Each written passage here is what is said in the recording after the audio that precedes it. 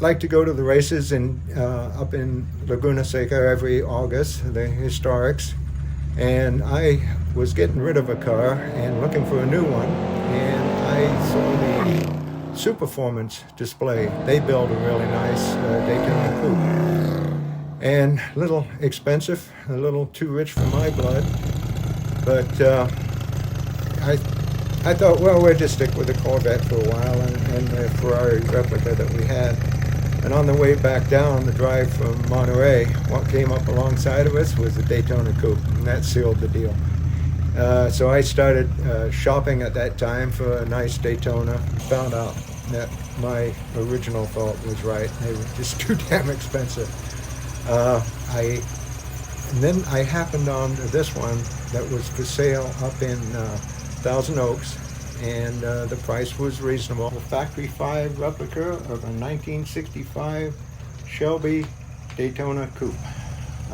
They were built on the original Cobra chassis just to get more top-end speed out of them. Back in the day when the Daytonas won the World Championship, prior to that they were racing the Cobra Roadsters on the short tracks here in the United States, and they were doing very well. But on the long tracks in Europe, they couldn't keep up with the more aerodynamic, the Ferraris and so forth.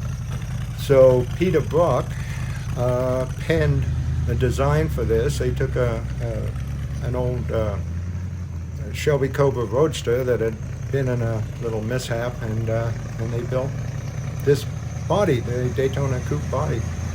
And right off the bat, it was capable of about 20 to 30 miles an hour faster than the Cobra Roadsters, topping out about 190 miles an hour.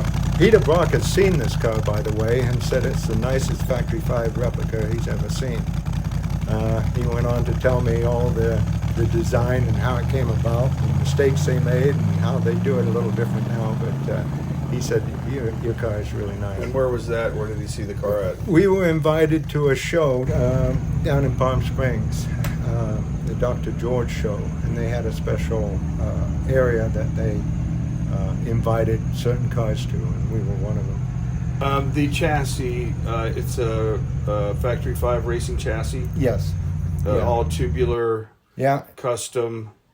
Yeah, and it's very much like the original chassis that is under the Cobras. Okay. And the body is Factory 5 racing custom body with all the add-ons, and that's like the side windows and all that is add-ons, right? Yes, yeah. And the car was built out of all new components. It's not a donor car where a lot of guys will buy an old Mustang and clean up the parts and slap them in here. Well, this car wasn't built that way. It's all new stuff. The engines are 351 Windsor. It dynos about 570 horsepower with about 600 pounds-feet of torque. It's the body, getting back to the body, it's not 100% traditional. It has some body changes that people really seem to like. So it's not an exact replica. What is that pearl color on the car? I don't know. It's a white metallic pearl. Yeah, beautiful. It's a white metallic pearl. With red racing stripe.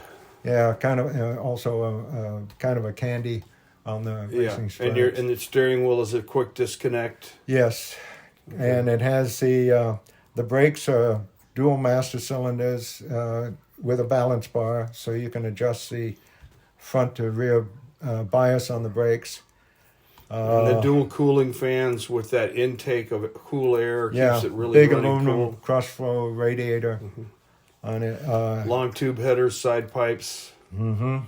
And lights I've just replaced the lights on them. They're new LEDs, very bright lights.